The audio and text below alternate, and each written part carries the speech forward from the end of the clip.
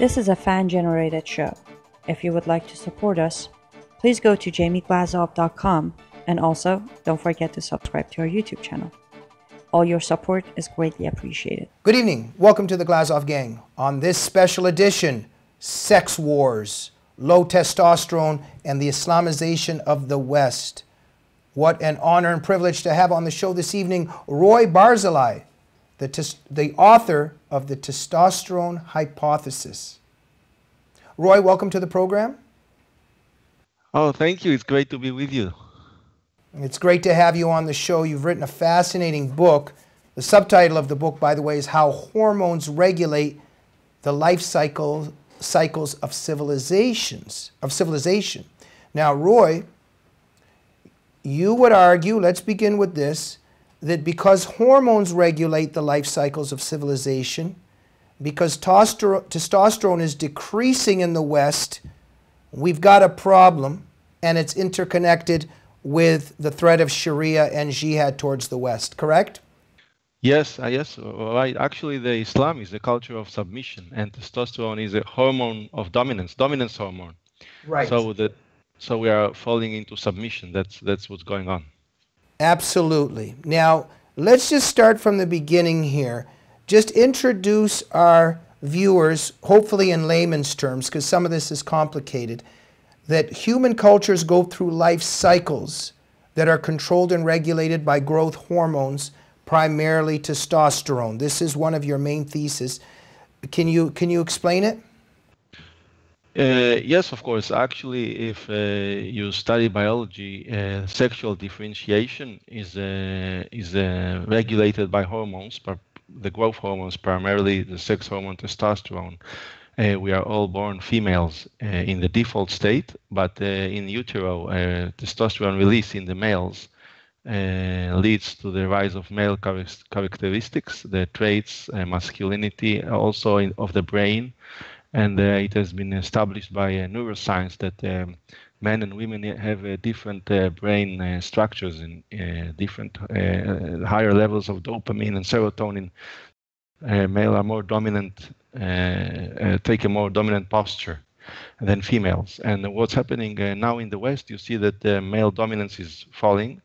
We are a more effeminate culture, more weak, anti-strength, it's like an impotent culture of impotence. And when we are being overwhelmed with this Islamization and this culture of fascism that wants to conquer us, there is no one to stand strong against it. You see this particularly in Europe with all the feminist leadership, like Merkel accepting all the migrants, and right. Nobody's standing. And Roy, you say something very interesting in there, because look, in your book, because look, empathy, beautiful thing, but empathy without wisdom and discernment can be very destructive. And so this is very much connected to testosterone, and then if testosterone is falling and there's only empathy. So you were focusing in too, when you've got these radical leftist feminists that are only engaging in full-blown empathy, quote-unquote empathy, with absolutely no regard to wisdom. You've got this, oh, the refugees, let the refugees in, right? And so there's this supposed empathy for the refugees, but it's a blindness and also connected to a surrender, the surrender of Western culture, correct? Yes, actually, prominent psychologist Jonathan Haidt made a very interesting study in his book, The Righteous Mind, how good people have different moral ideals. So the feminine brain is more designed for compassion, for empathy, because the females raise the children and they have this bonding relationship, primarily through oxytocin, is the bonding hormone, the love hormone. But they are deficient in the testosterone, which is a more systematizing brain type that looks at the situation logically, and that's what's going on. So we have the feminist excess of control now in the West, and there is nobody to resist this cultural transformation when the West is so weak. Right. Okay. Now, and in terms of the war on masculinity, and many chapters of your book that you're discussing this, that there's a war on the masculine, and we see this. I mean, we see what's going on, Roy. We see the neutering of men at a young age. I mean, Camille Paglia has written and talked about this, and you quote her in the book. And even in our foods, we see this whole cholesterol craze that was going on, and in terms of lowering, well, what happens with this whole lowering of cholesterol. And there's a debate here because in terms of all the medications, for instance, that are done for cholesterol, they lower testosterone. We know that this low-fat craze in the end maybe is not what it said it was supposed to be. It lowers cholesterol. So there's something going on in our diet. We know that the medications are doing it. We know that there's a social and political agenda of demasculinization and masculization. So something's going on here in terms of a war on men and testosterone, correct?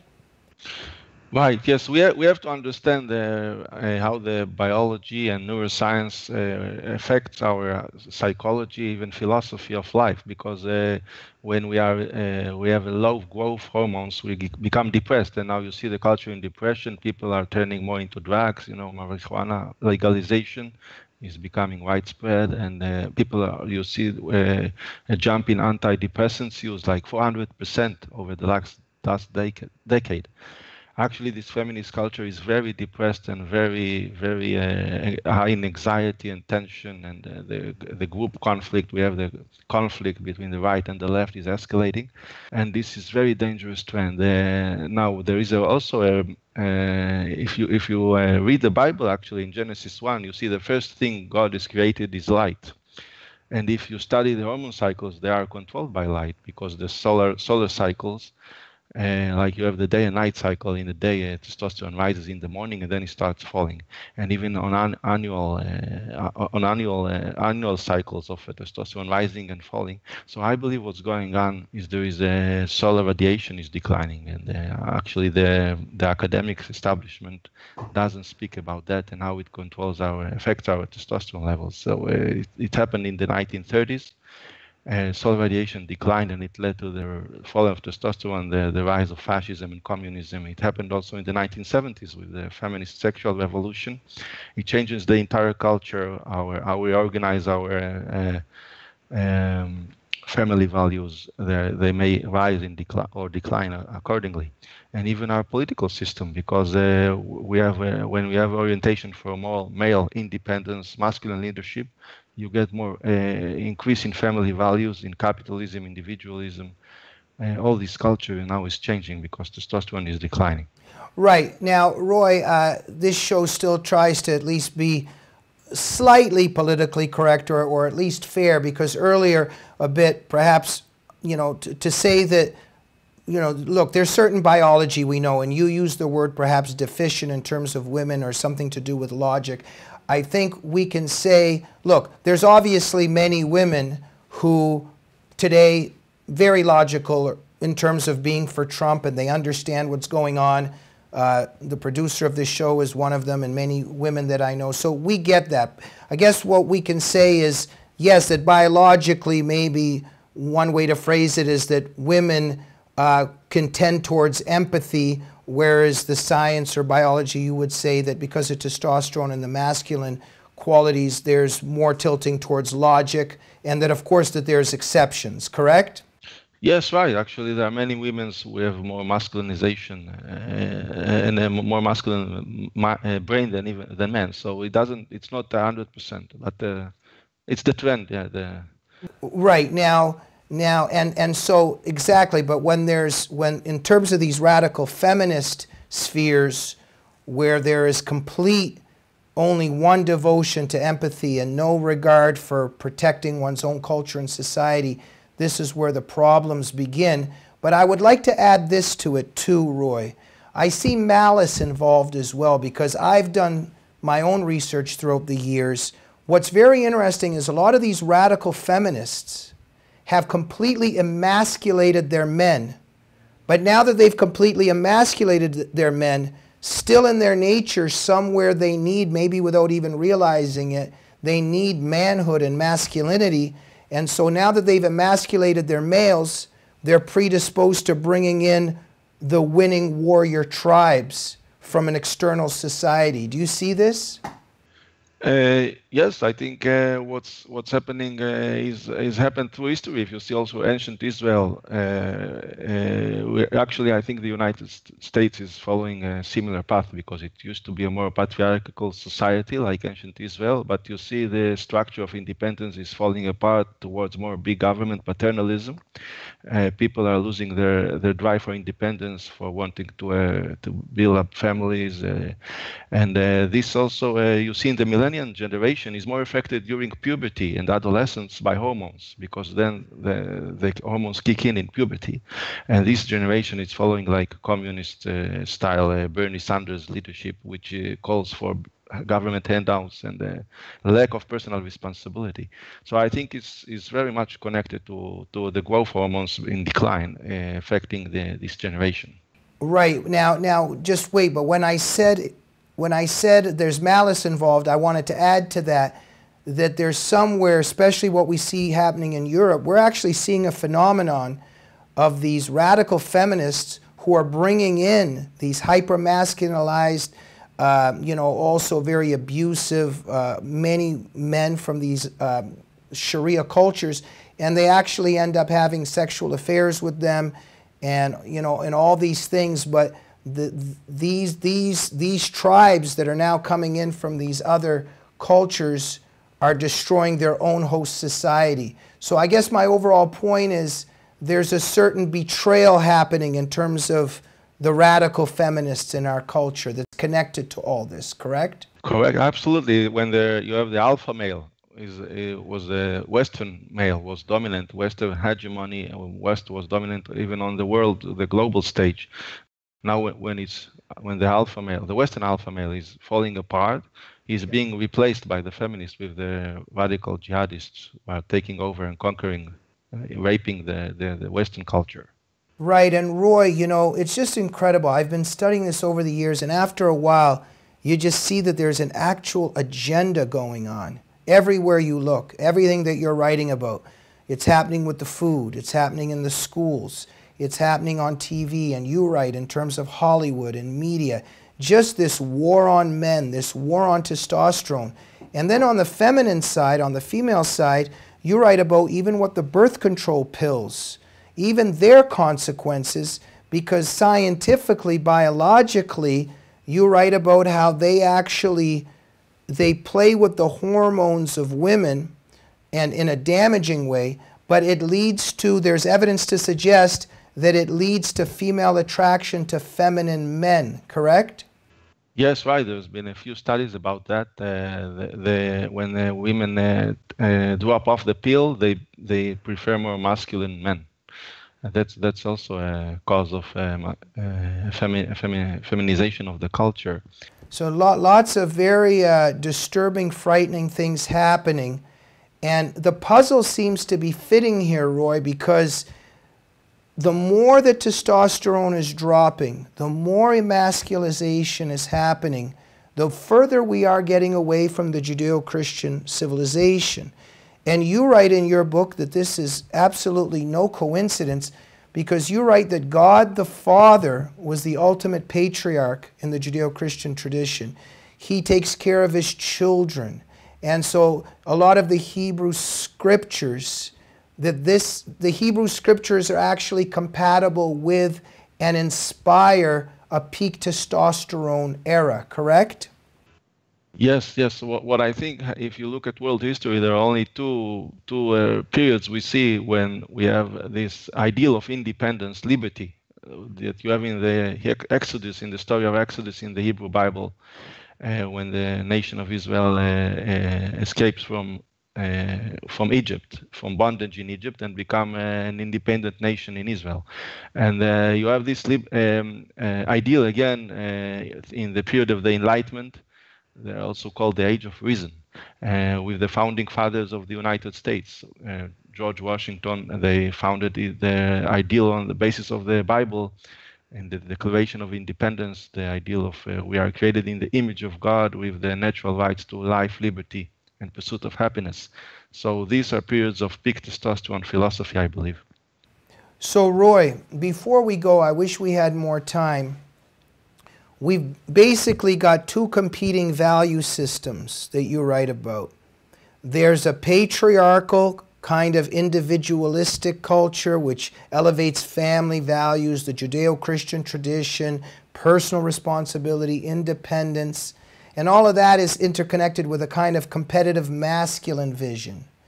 And then you've got this collectivist kind of feminine lefty way of living culture that you're arguing is superseding, is conquering, but because of that, it's kind of like you write how cancer begins to destroy a human being because the immune system goes bad.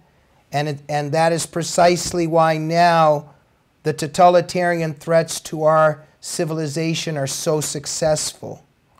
Yeah, that's similar to the process of aging in people. When you age, testosterone and growth hormone levels decline and the stress hormones rise. And we see the same thing going in our society.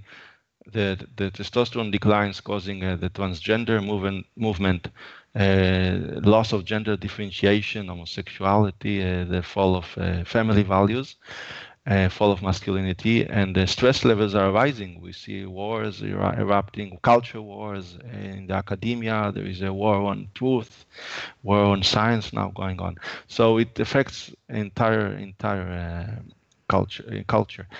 But the same way our body is aging, and we go through these reproductive life cycles, life, giving birth, growing up, giving birth, and then you die in the next generation.